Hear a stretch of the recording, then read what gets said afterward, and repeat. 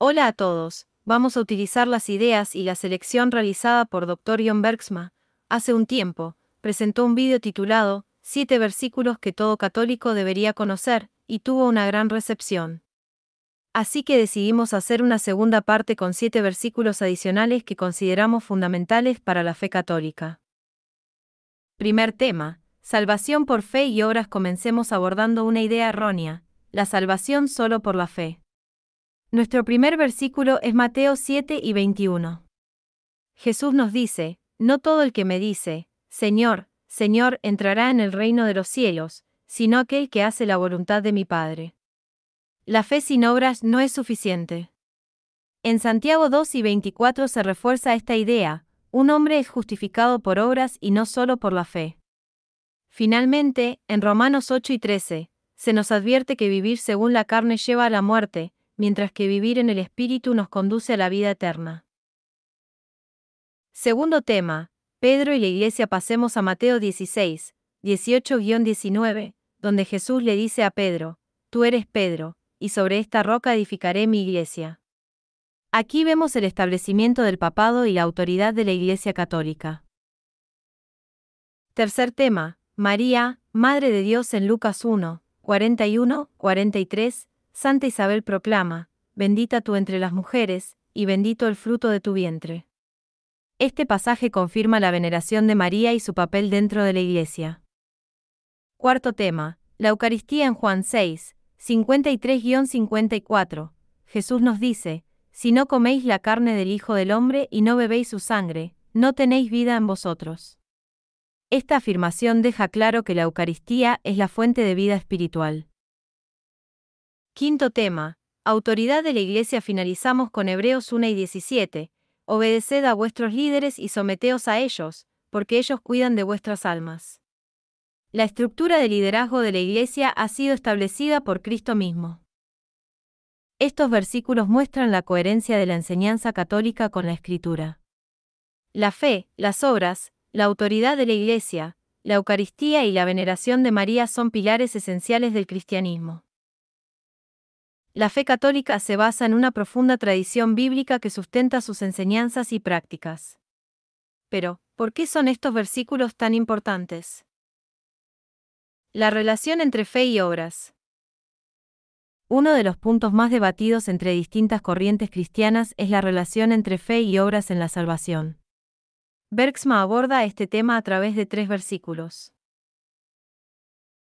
Mateo 7 y 21. No todo el que me dice, Señor, Señor, entrará en el reino de los cielos, sino el que hace la voluntad de mi Padre. Este pasaje enfatiza la necesidad de vivir conforme a la voluntad de Dios.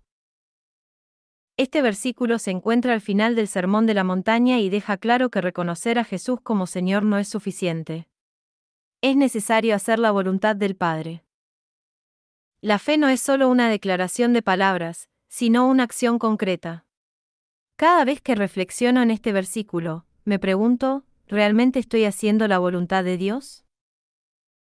Santiago 2 y 24. Un hombre es justificado por las obras, y no solo por la fe. La fe sin obras es estéril. Este versículo es contundente: la fe sola no es suficiente. La única vez que la Biblia menciona la expresión solo fe es para decir que la salvación no depende exclusivamente de ella. La fe debe expresarse con obras.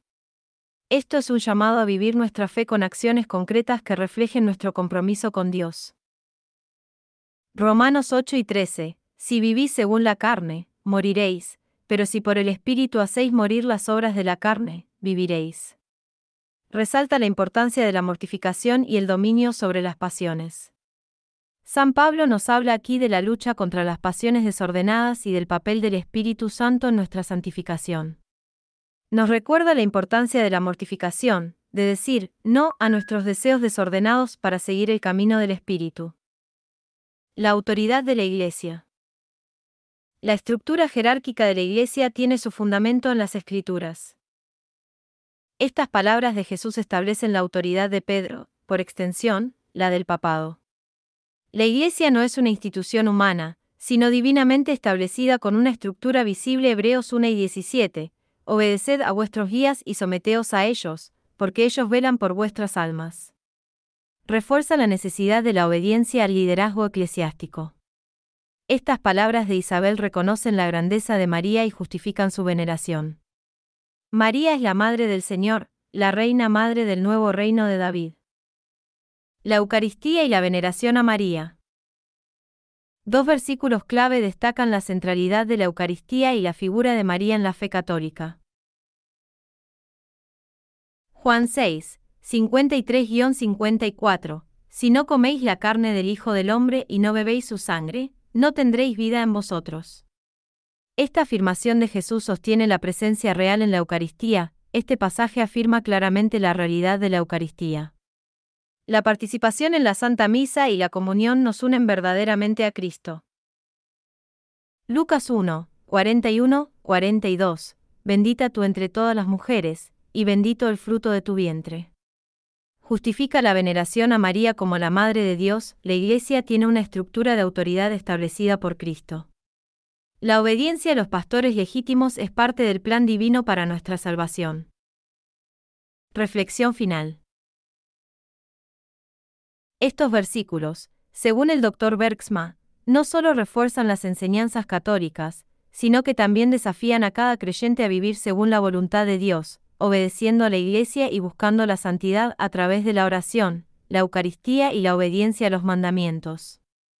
La riqueza de la tradición católica se fundamenta en las Escrituras y sigue guiando a los fieles en su camino hacia Dios. Estos 7 versículos resumen aspectos esenciales de nuestra fe.